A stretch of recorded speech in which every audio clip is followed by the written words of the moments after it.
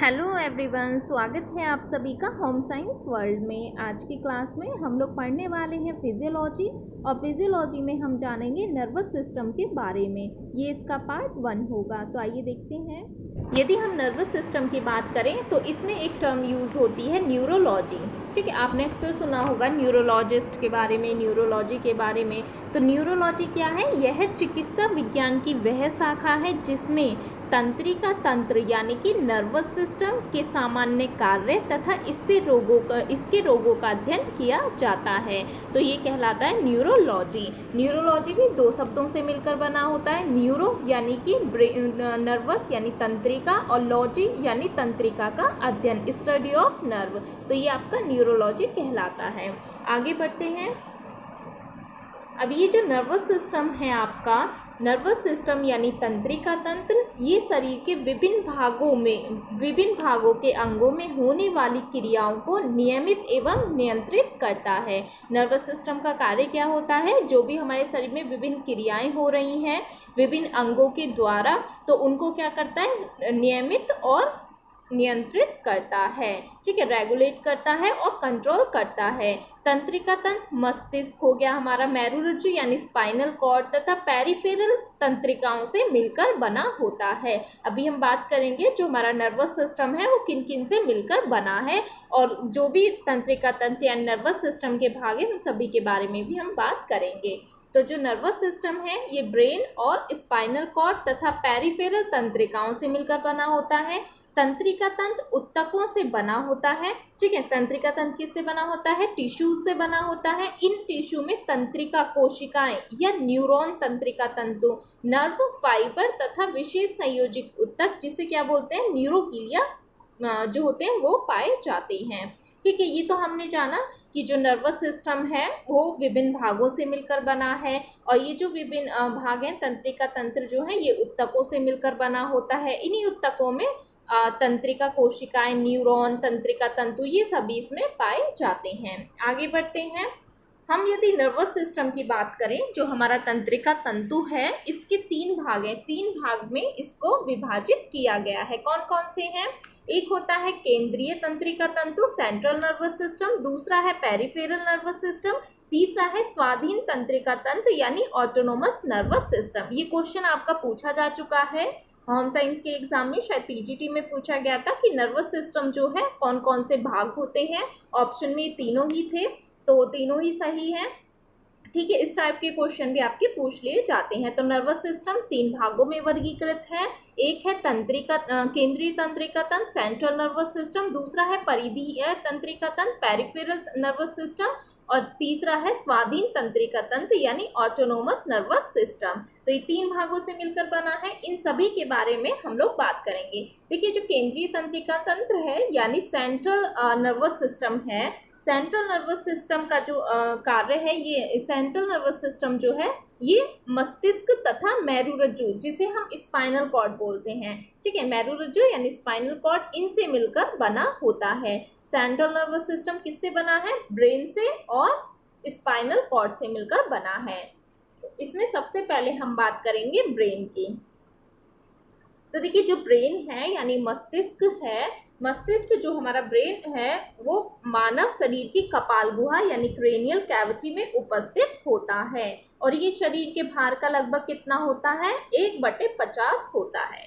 ठीक है, तो ये आप देख लीजिएगा। मनुष्य के मस्तिष्क का वजन कितना होता है? लगभग 1400 ग्राम होता है। क्वेश्चन पूछा जा चुका है कि मनुष्य के मस्तिष्क का वजन कितना होता है, तो 1400 ग्राम लगभग होता है। यदि बात की जाए मेल की, तो मेल का जो ब्रेन है यानी मस्तिष्क है उसका वजन होता है 1450 ग्राम, और फीमेल का होता है 1350 ग्राम। क्योंकि उनका जो भार है, औसत एवरेज जो वेट होता है पुरुषों का ज़्यादा होता है, तो उसी के अकॉर्डिंग जो ब्रेन का भार है वो कितना है? 1450 ग्राम है, और फीमेल का 1350 ग्राम है। वहीं यदि आपसे चिल्ड्रंस का पूछ लिया जाए तो 300 से 400 ग्राम होता है। तो ये हमने इसका वेट देखा ब्रेन का। यहाँ से भी आपका क्वेश्चन पूछा जा चुका है। आगे बढ़ते हैं। जो ब्रेन है, मस्तिष्क है, अब ये 3 भागों में इसको वर्गीकृत किया गया है। कौन कौन से 3 भाग हैं इनके बारे में बात करते हैं। तो इसमें आता है आपका, एक होता है अग्र मस्तिष्क जिसे हम बोलते हैं फोर ब्रेन, ठीक है, दूसरा है मध्य मस्तिष्क मिड ब्रेन, और तीसरा है हिंड ब्रेन यानी पसस मस्तिष्क, यानी आगे वाला जो हिस्सा होता है ब्रेन का, फिर बीच वाला और पीछे वाला। तो ये 3 भागों में ब्रेन को वर्गीकृत किया गया है, या कह सकते हैं 3 भागों से मिलकर ब्रेन बना होता है। इसमें बात करते हैं, यहाँ पर आप पिक्चर में देख पा रहे होंगे, ये जो सारा ये वाला जो भाग है, ठीक है, ये किसके अंतर्गत आता है, फोर ब्रेन के अंतर्गत, यानी कि फोर ब्रेन यानी प्रमस्तिष्क, अग्र मस्तिष्क, ठीक है, अग्र मस्तिष्क यानी फोर ब्रेन के अंतर्गत आता है। और ये बीच वाला जो हिस्सा है ये आता है मिड ब्रेन, ठीक है, और ये वाला जो नीचे वाला हिस्सा है जो कि हमारे स्पाइनल कॉर्ड से जुड़ा हुआ रहता है, ये आता है हिंड ब्रेन यानी कि पसस मस्तिष्क के अंतर्गत। तो यदि आपसे कभी क्वेश्चन पूछ लिया जाए कि ब्रेन का जो सबसे बड़ा भाग है वो कौन सा होता है, तो फोर ब्रेन होता है। यहाँ पर आप पिक्चर में भी देख पा रहे होंगे कि जो ये सबसे बड़ा जो हिस्सा है ये किसका है, फोर ब्रेन का है, यानी अग्र मस्तिष्क का होता है। और मिड ब्रेन जो है ये सबसे छोटा हिस्सा होता है, फिर है हिंड ब्रेन, ठीक है, नीचे वाला जो हिस्सा है ये आता है आपका हिंड ब्रेन के अंतर्गत। तो इस टाइप के भी क्वेश्चन पूछ लिए जाते हैं, ठीक है। तो आगे बढ़ते हैं, सबसे पहले हम जानेंगे अग्र मस्तिष्क यानी फोर ब्रेन के बारे में। अब ये जो फोर ब्रेन है ये भी 3 भागों से मिलकर बना होता है, कौन कौन से, एक है प्रमस्तिष्क सेरिब्रम, दूसरा है थैलेमस और तीसरा है हाइपोथैलेमस। इन सभी के बारे में हम लोग जानेंगे।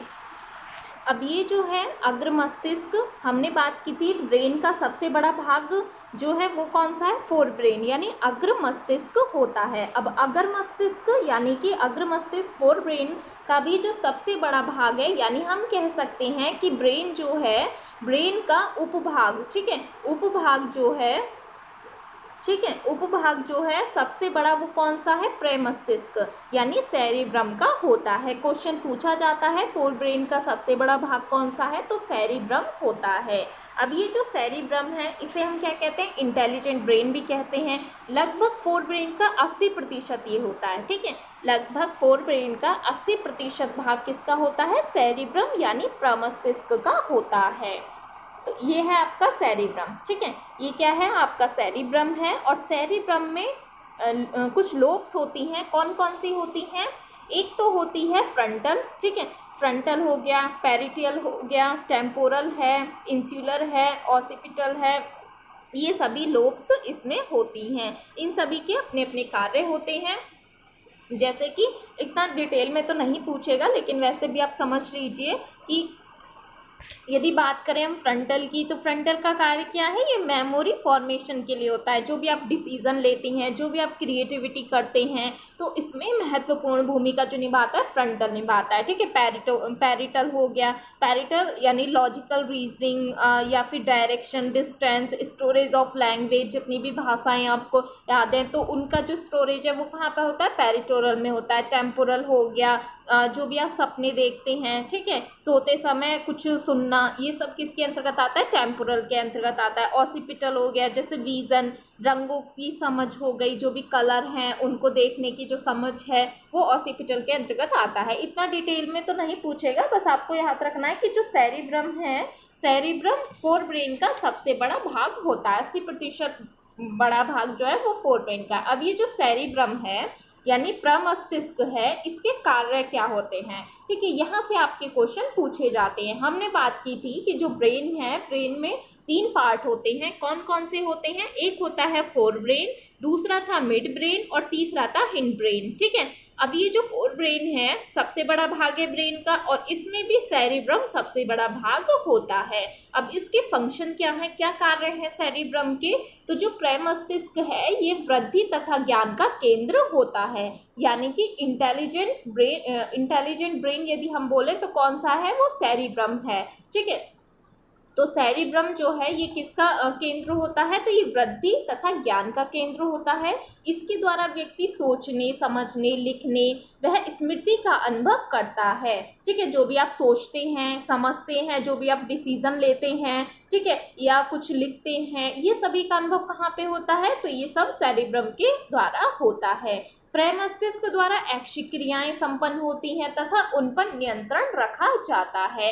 ऐच्छिक क्रियाएं कौन कौन सी होती हैं आपकी, यदि हम ऐच्छिक क्रियाओं की बात करें तो कुछ ऐच्छिक क्रियाएं होती हैं जिन पर इनका नियंत्रण रखा जाता है, जैसे कि आपके सांस लेना हो गया, ठीक है, हृदय की गति हो गई, ये सभी किस पर निर्भर करती हैं? सेरेब्रम पर निर्भर करती हैं, ठीक है, और उन पर ये नियंत्रण यानी कंट्रोल करने का कार्य करता है। और क्या कार्य होता है सेरेब्रम का?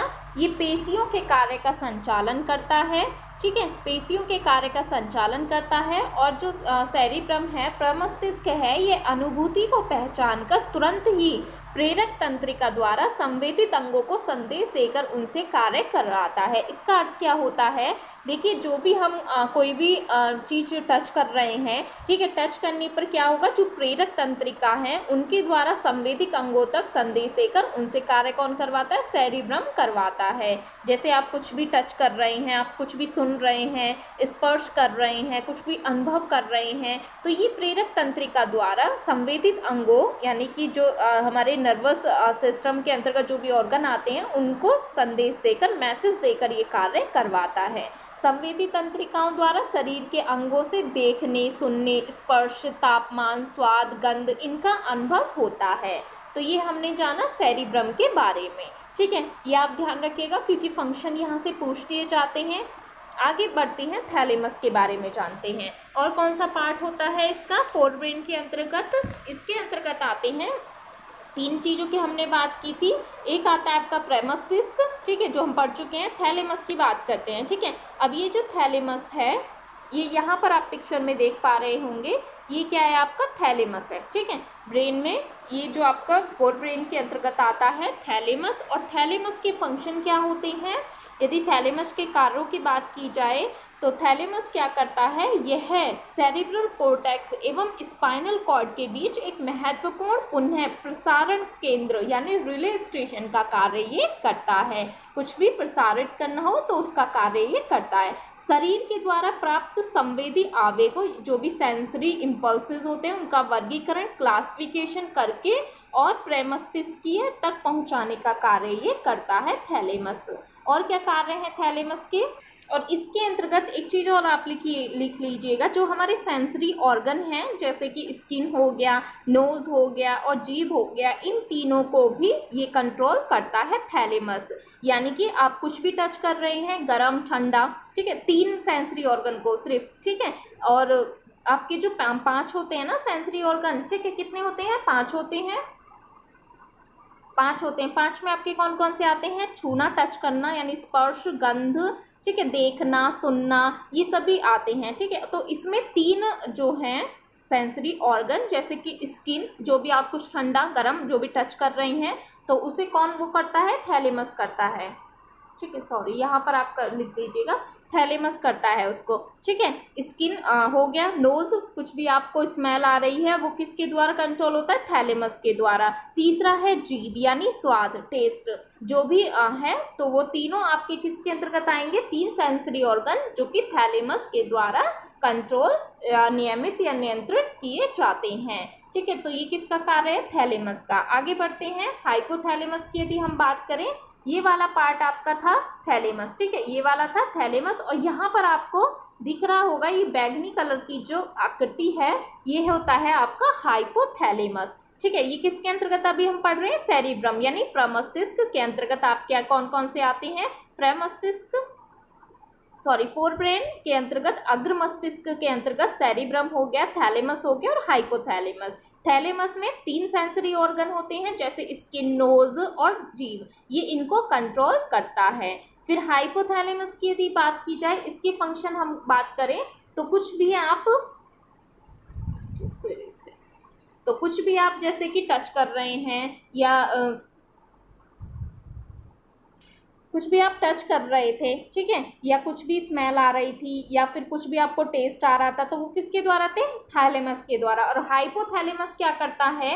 ये शरीर के तापमान को नियंत्रित एवं नियमित करता है। क्वेश्चन पूछे जाते हैं यहाँ से, भूख और प्यास को बनाए रखता है, ये सब किसके फंक्शन है? हाइपोथैलेमस से। भूख और प्यास पर नियंत्रण करना, शरीर के तापमान को नियमित एवं नियंत्रित करना, वसा तथा कार्बोहाइड्रेट तथा जल की पाचन क्रियाओं को नियमित करना, ये सब किसके कार्य हैं? हाइपोथैलेमस के कार्य होते हैं। जो भी आपकी भावनाएं हैं, संवेदनाएं हैं, जैसे कि डर लगना आपको, ठीक है, प्यास लगना, भूख लगना, गुस्सा होना, ठीक है, तो ये सब किसके अंतर्गत आते हैं? हाइपोथैलेमस के अंतर्गत आते हैं। बाकी 3 जो थे वो थैलेमस, ठीक है, कंफ्यूज नहीं होना।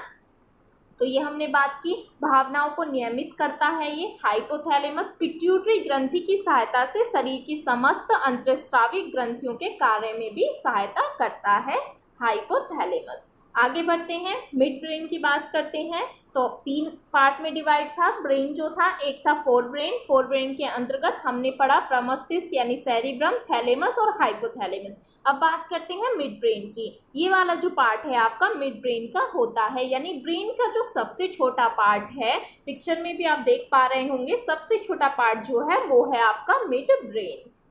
मिड ब्रेन की यदि फंक्शन की बात करें तो मिड ब्रेन का कार्य क्या होता है? मध्य मस्तिष्क का कार्य क्या होता है? तो मध्य मस्तिष्क के अंदर आवश्यक प्रतिवत केंद्र यानी रिफ्लेक्स सेंटर्स होते हैं, जो कि देखने और सुनने से संबंधित होते हैं। ठीक है, ये महत्वपूर्ण है। ये किससे संबंधित होते हैं? देखने और सुनने। ठीक है, इसमें आपके ईयर्स और आईज आ जाएंगे, जबकि थैलेमस जो था उसमें 3 सेंसरी ऑर्गन कार्य कर रहे थे, जिसमें आपका स्किन था, जीभ थी, और क्या था उसमें? आपका स्किन थी, ठीक है, ये था थैलेमस जिसमें आपका स्किन, ठीक है, और क्या था? नोज था और जीभ, ठीक है। लेकिन जो 2 सेंसरी ऑर्गन हैं वो कहाँ पर आपके हैं?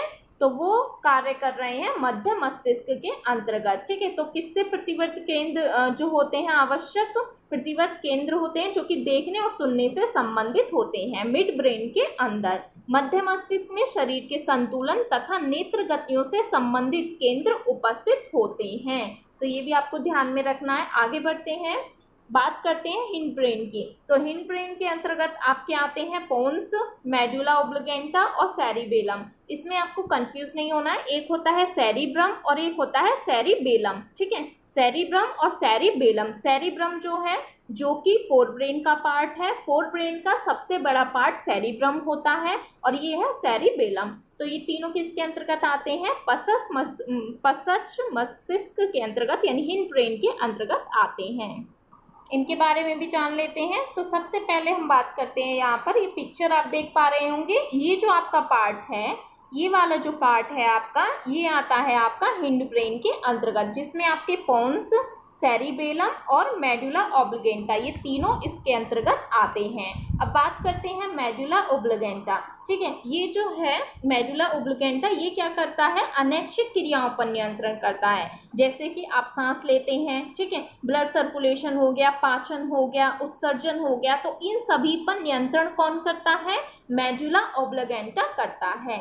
यह मस्तिष्क का सबसे पीछे का भाग होता है। यदि आप देखेंगे पीछे की साइड ये होता है सबसे पीछे का भाग, यहाँ पर आप देखिए तो पिक्चर में, ठीक है, ये क्या है? सबसे पीछे का भाग होता है। और क्या करता है ये? उपापचय, रक्तदाब यानी ब्लड प्रेशर, आहार नाल के क्रमाकुंचन यानी कि क्रमाकुंचन मतलब जो भी क्रियाएं होती हैं, ग्रंथि स्राव तथा हृदय की धड़कनों का नियंत्रण ये करता है। यानी जितनी भी अनैच्छिक क्रियाएं हैं उन पर नियंत्रण कौन करता है? मेडुला ओब्लिगेंटा करता है। सेरिबेलम की यदि बात करें तो इसका कार्य क्या होता है? इसे हिंदी में क्या कहते हैं? अनुमस्तिष्क कहते हैं, ठीक है। इसका कार्य क्या है? जो भी पॉस्चर है, क्रिया है, उसकी देखरेख करता है, पेशियों के संयोजन में महत्वपूर्ण भूमिका निभाता है, शरीर का संतुलन बनाए रखता है। तो इसके ये कार्य होते हैं। जो भी आप चल क्रिया करते हैं, पेशीय संकुचन होता है, शरीर का संतुलन, बोलना, जो भी क्रियाएं होती हैं वो सेरिबेलम के अंतर्गत आती हैं। पॉन्स वेरोलाई, ये जो आपका पार्ट है ये है पॉन्स वेरोलाई। इसका कार्य क्या है? तो ये निद्रा चक्र पर नियंत्रण करता है। जो भी आप सोते हैं, जगते हैं, सोते हैं, तो उस पर नियंत्रण कौन करता है? पॉन्स वेरोलाई करता है। और पॉन्स के माध्यम से संकेत शरीर से मस्तिष्क तक पहुंचते हैं, क्योंकि पीछे वाला ये पार्ट होता है। तो ये हमने बात की ब्रेन के बारे में। इसके बाद आपका बचता है स्पाइनल कॉर्ड हो गया, ठीक है।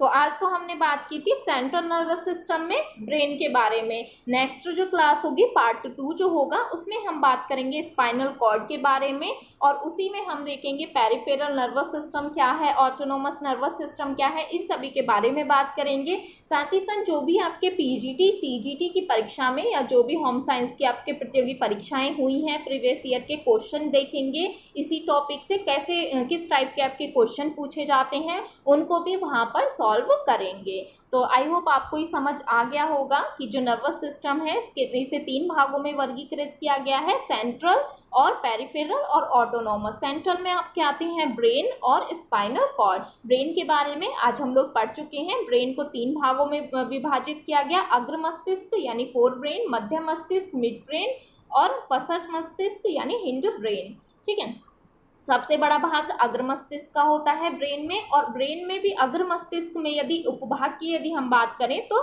सेरिब्रम होता है, प्रमस्तिष्क इसमें होता है। दूसरा थैलेमस है, हाइपोथैलेमस इसके अंतर्गत आते हैं। तो ये सभी हमने जाना, इनके फंक्शन देख लीजिएगा क्योंकि क्वेश्चन यहाँ से पूछे जाते हैं फंक्शन। ठीक है, थैलेमस का कार्य क्या होता है, तो थैलेमस जो है 3 सेंसरी ऑर्गन पर को नियंत्रित और नियमित करता है, जैसे स्किन, नोज और जीभ यानी टंग। ठीक है, थैलेमस हो गया। थैलेमस का कार्य क्या होता है, तो थैलेमस तापमान को नियंत्रित करता है, भावनाओं को नियमित एवं नियंत्रित करता है, जैसे भूख लगना, प्यास लगना, डर होना, गुस्सा होना, प्यार होना, ये सभी किस पे डिपेंड करते हैं, हाइपोथैलेमस पे। ठीक है, और उसके बाद हमने मिड ब्रेन की बात की थी। ठीक है, मिड ब्रेन के फंक्शन क्या होते हैं, जो देखने और सुनने से संबंधित प्रतिवत केंद्र होते हैं। इसके बाद हमने बात की थी हिंड ब्रेन की, जिसमें पोन्स, मेडुला ऑब्लिगेंटा और सेरिबेलम आता है। तो ये तीनों के बारे में हमने बात की। यदि किसी को कहीं भी कोई डाउट हो तो आप कमेंट सेक्शन में लिख दीजिएगा। पार्ट 2 में हम लोग नेक्स्ट क्लास में बात करेंगे, स्पाइनल कॉर्ड की बात करेंगे। ठीक है, पेरिफेरल नर्वस सिस्टम क्या है, ऑटोनोमस नर्वस सिस्टम क्या है, और जितने भी क्वेश्चन अभी तक पूछे गए हैं उन सभी का डिस्कशन वहाँ पर कर लेंगे। Thank you.